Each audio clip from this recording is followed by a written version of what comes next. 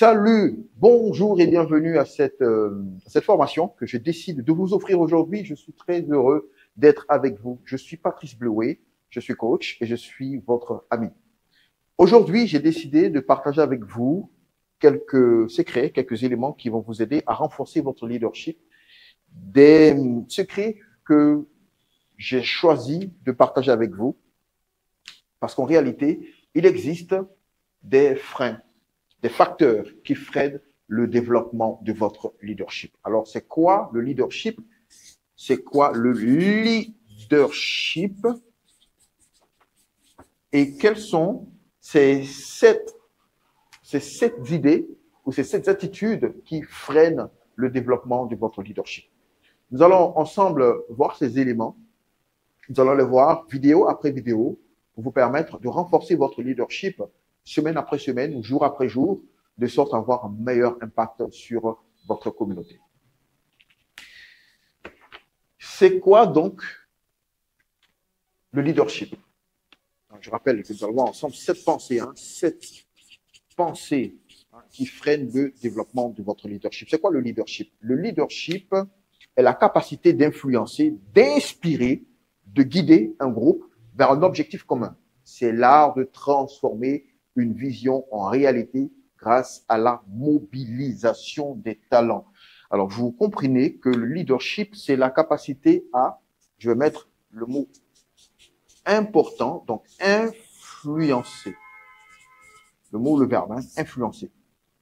Retenez que le leadership, c'est la capacité à influencer. Il a la notion d'influence. Influencer, c'est suggérer un comportement, une attitude, une manière de penser, une manière de voir, une manière de vous comporter. Et vous avez la possibilité, vous, d'influencer votre environnement, d'influencer les personnes qui sont autour de vous. Un père de famille peut influencer ses enfants, influencer sa famille, influencer le comportement des personnes qui vivent dans sa maison. Un père peut être un leader familial.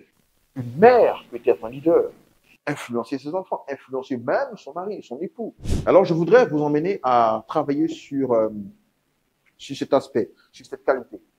Parce que vous êtes appelés, vous aussi, à être des leaders et à impacter, à influencer les autres. Ce que je vais vous demander de faire aujourd'hui, c'est de travailler votre vision, de définir une vision claire, un cap clair qui inspire votre équipe, votre famille. C'est de dire, voici où vous voulez être dans quelques années. Comment vous vous voyez vous-même? Comment vous rêvez votre vie? Et quand on a un manager, par exemple, en entreprise, et qu'on a une idée claire de là où on veut arriver dans 5 ans, dans 10 ans, on sait inspirer, on sait influencer les autres, on sait influencer nos collaborateurs, de sorte que nos collaborateurs nous suivent dans notre rêve, dans notre vision. C'est la première chose à développer. La deuxième chose à développer quand on est un leader, c'est de développer notre capacité à influencer positivement. C'est de montrer l'exemple, motiver les autres par l'exemple et par la conviction. Un leader, c'est montrer l'exemple. Le leader, ce n'est pas celui qui dit « faites ce que je dis, mais ne faites pas ce que je fais ». Le leader, c'est d'abord l'exemple. Il dit une chose, mais il vit lui-même. Considérons que vous êtes en entreprise et vous êtes dans une phase de crise.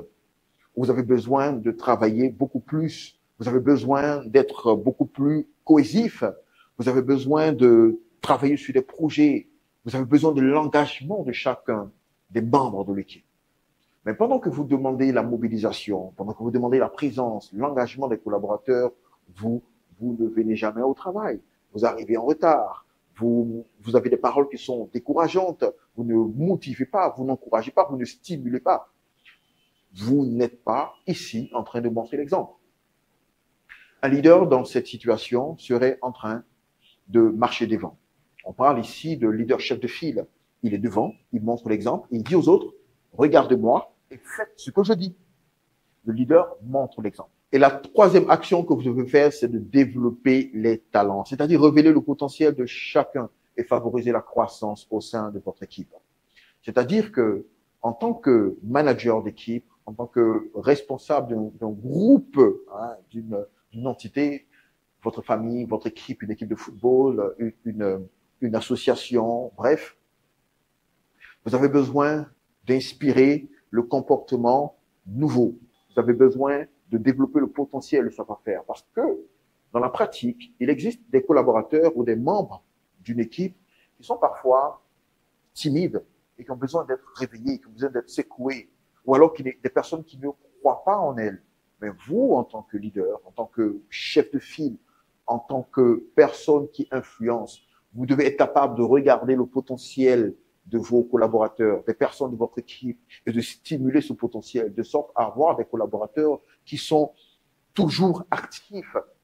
Si vous êtes un leader qui a dans son équipe, dans son groupe, dans sa famille, dans son association, dans son club, vous avez des personnes qui ont du potentiel, mais tout le monde dort. Personne ne révèle son potentiel. Personne ne manifeste son talent, son don.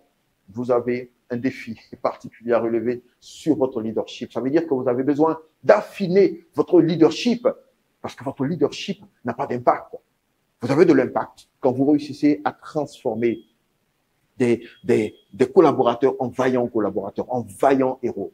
Et cette mission en tant que leader d'entreprise, il se manifeste à la maison, dans une association, dans un club, dans un groupe donné, et en exerçant votre leadership quand vous êtes à la tête au sein d'une équipe, vous influencez et vous permettez aux autres et à toute l'équipe d'atteindre les objectifs. Donc voilà pour cette vidéo. Je vous donne rendez-vous dans la prochaine vidéo pour vous permettre de découvrir les 7 pensées qui vous empêchent de développer votre leadership et de conduire votre équipe à atteindre les objectifs.